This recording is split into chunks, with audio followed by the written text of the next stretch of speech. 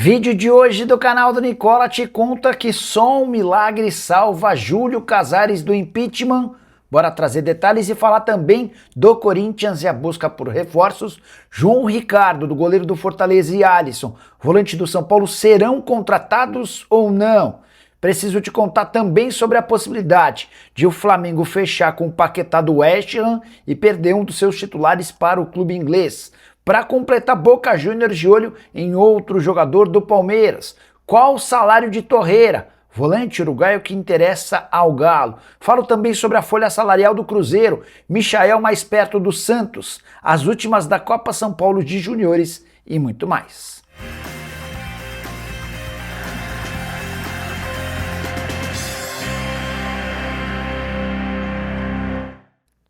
Fala aí pessoal, sou Jorge Nicola, bem-vindos a mais um vídeo do canal, sempre bom ter vocês por aqui, sempre perder tempo, pedir para deixar like, se inscrever no canal e ativar as notificações. Bora direto pro giro de notícias para contar que todos os ingressos para a final da Supercopa do Brasil entre Flamengo e Corinthians foram vendidos em menos de 8 horas, com um detalhe importante: a fila para aquisição dos ingressos chegou a ter 350 mil pessoas. Já a minha Portuguesa joga nesse sábado contra o Velo Clube no Canindé, precisando da primeira vitória na temporada, até aqui 2 derrotas e a lanterna da competição ao lado da Ponte Preta. Por conta desse jogo, a diretoria da Portuguesa decidiu promover a entrada gratuita de torcedores. Basta que torcedores virem sócios torcedores para terem acesso ao Canindé sem custos.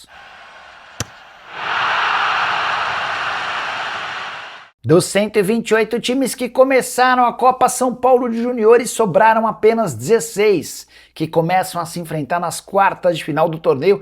A partir dessa sexta-feira, sobraram 7 dos 12 grandes do futebol nacional. Quero contar que dos 16 que ainda estão no torneio, 7 são times paulistas. Bora falar primeiro sobre os 7 grandes e destacar cada um desses confrontos. Grêmio, Cruzeiro, Santos, São Paulo, Botafogo, Palmeiras e Internacional são as equipes consideradas grandes que ainda têm chance de título. Vários ficaram pelo caminho. Importante registrar que os duelos começam nessa sexta-feira. Teremos Grêmio e América de Natal, Ceará e 15 de Jaú, Atlético do Piauí e Guanabara, Cruzeiro e Santos, clássico gigante, Bragantino e São Paulo, Botafogo e IAC, Ituano e Palmeiras, Ibrachina e Internacional. E se tem craque em campo, tem churrasco completo na brasa. Em dia de jogo vai de hambúrguer, linguiça e costela para marcar um golaço. Manda brasa é Perdigão na Brasa. Já aponta seu telefone celular para esse QR Code que eu estou mostrando na tela para conhecer todos os produtos da linha Perdigão.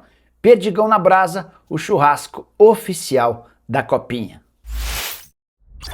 Hora de falar sobre Michael, mais perto de virar reforço do Santos. Santos e Flamengo avançaram nas últimas horas e já há setorista do Peixe cravando a negociação. Antes de gravar esse vídeo, consultei um dirigente santista que admitiu que existe otimismo, mas que o negócio ainda não está fechado.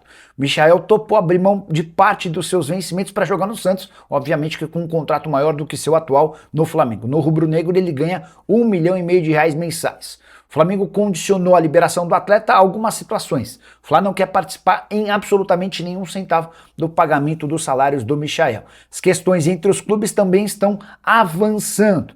E é possível que o acordo aconteça, até porque o Michael quer muito se juntar a Neymar e Gabigol. Ele imagina que ao lado dessa dupla pode viver um dos melhores momentos da sua carreira. Vale a lembrança de que o Santos tinha um acordo com o Atlético para a contratação do Rony. O acordo acabou melando. A partir daí o Michael passou a ser uma prioridade. Você, torcedor santista, gosta do nome, já usa o espaço para comentário e registra a sua opinião, beleza? Quero falar sobre o Cruzeiro para registrar que a folha salarial da Raposa vai aumentar consideravelmente em 2026. O Gabigol foi emprestado ao Santos, assegurando uma economia pro Cruzeiro de R$1.250.000. Vale a lembrança de que o restante, R$2.200.000, continuam sendo bancados pelo Cruzeiro. Raposa também conseguiu economia importante com as saídas de Bolassi e Eduardo. O Bolassi ganhava 400 mil, o Eduardo 650 mil. A gente está falando de 1.050.000 de economia. Para completar, e aí vem os poréns, todos os reforços contratados e jogadores que acabaram ficando, mas tiveram seus contratos renovados, fizeram com que a folha subisse. Chegada do Gerson vai custar mais de 3 milhões de reais por mês ao Cruzeiro.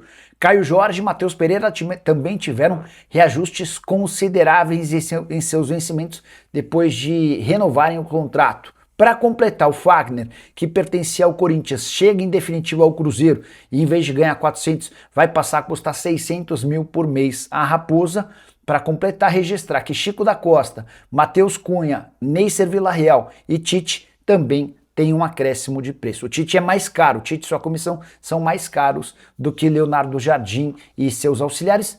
Pouca diferença, mas há uma diferença e o fato é que essa nova comissão técnica é mais cara que a anterior. Bora falar sobre o Galo, informações importantes sobre a busca do Atlético por reforços. Lucas Torreira é o novo alvo para a camisa 5 volante uruguaio da seleção. Extremamente interessante, 29 anos de idade, pertence ao Galatasaray. O Atlético já fez proposta oficial e Pablo Bettencourt, empresário do atleta, admite a intenção do Torreira em deixar o futebol turco. O ponto é seu salário. Na Turquia, ele ganha 2 milhões e 600 mil reais por mês, ou seja, Torreira é mais caro do que o Hulk. Esse é o grande problema. O Atlético tenta convencer o Torreira a aceitar uma redução salarial. Jogador que custa 5 milhões de euros por temporada ao Fenerbahçe, você multiplica pelo valor do real, 31 milhões e 300 mil por ano. 24 jogos, 1 gol e 3 assistências na atual temporada. Você vai lembrar do Torreira. Ele sai muito cedo do Uruguai, passa por Pescara, Sampdoria, Arsenal, Atlético de Madrid, Fiorentina e está no Galatasaray desde 2022. Para completar o noticiário atleticano, Mateu Cassierra, atacante colombiano, joga no Zenit Interés. 6 gols em 15 partidas na atual temporada.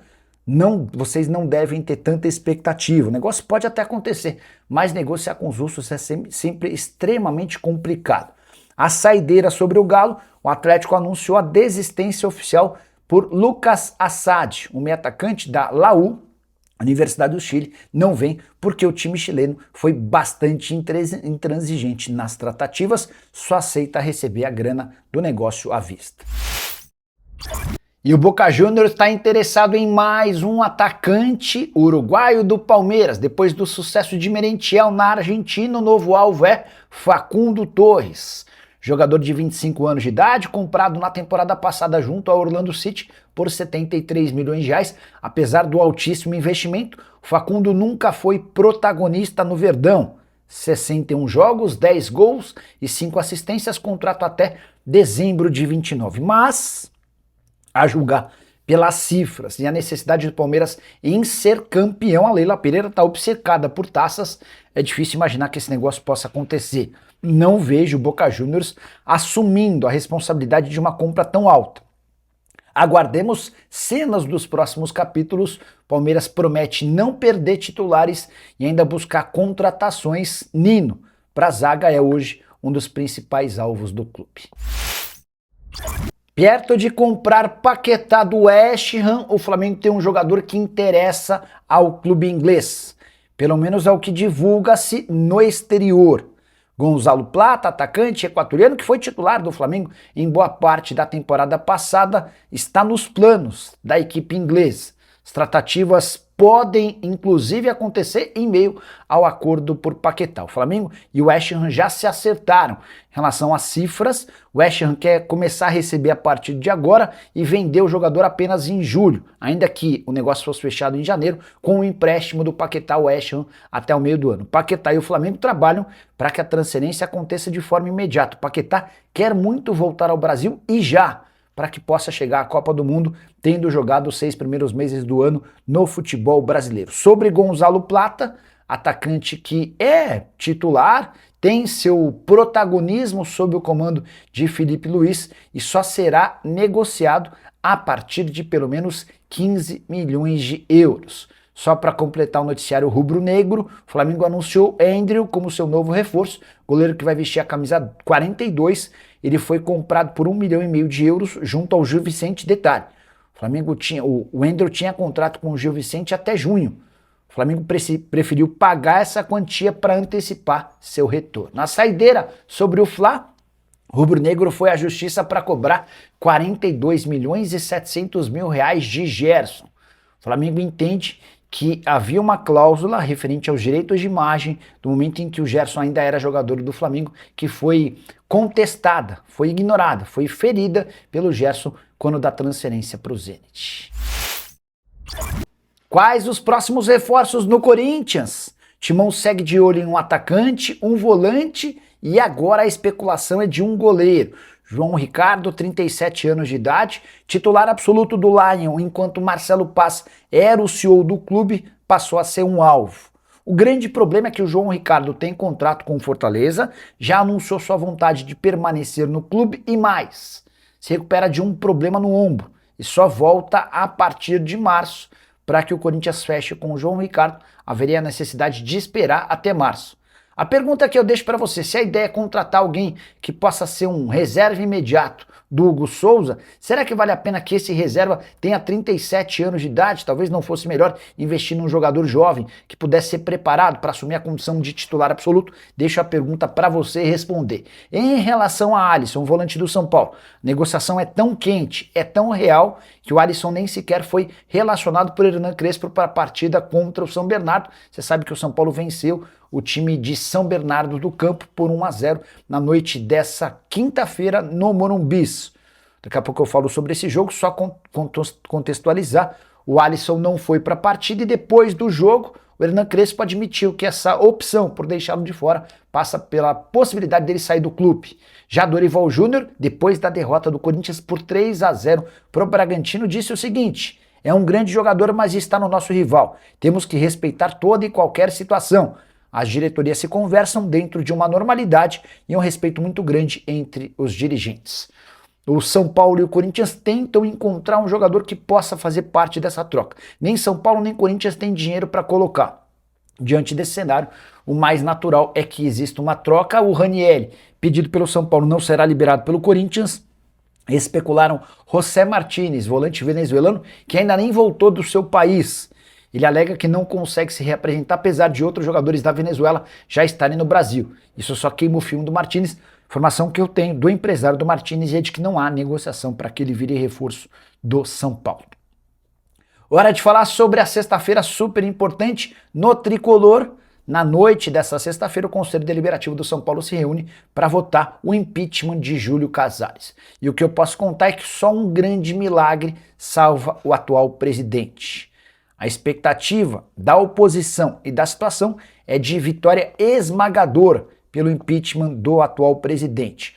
O Júlio tem sido, inclusive, muito aconselhado por pessoas próximas a renunciar. O núcleo forte do Júlio Casares insiste muito para que ele não passe por todo esse expediente de submeter a votação, de sofrer a derrota e sair pela porta dos fundos para nunca mais voltar. Se você sofre um impeachment, você está completamente alijado do processo político do clube para sempre.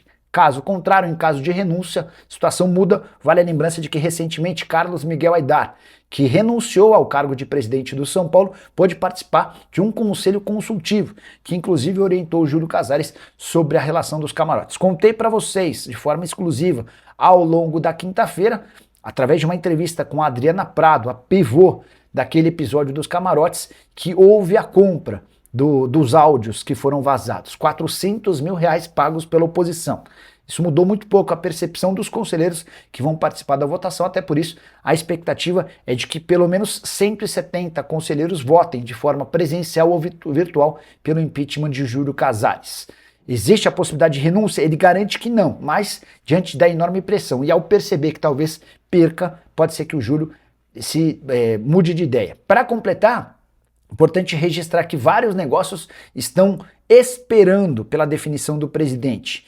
A chance de o Alan ser envolvido numa troca com o Marcos Antônio depende dessa definição do presidente. A venda do Rodriguinho para o Red Bull Bragantino está condicionada ao futuro presidente, além da questão do Alisson no Corinthians. Aguardemos cenas dos próximos capítulos. Você, torcedor do São Paulo, é a favor ou contra o impeachment? Já usa o espaço para comentário. Registre a sua opinião. A gente volta mais tarde. Tchau.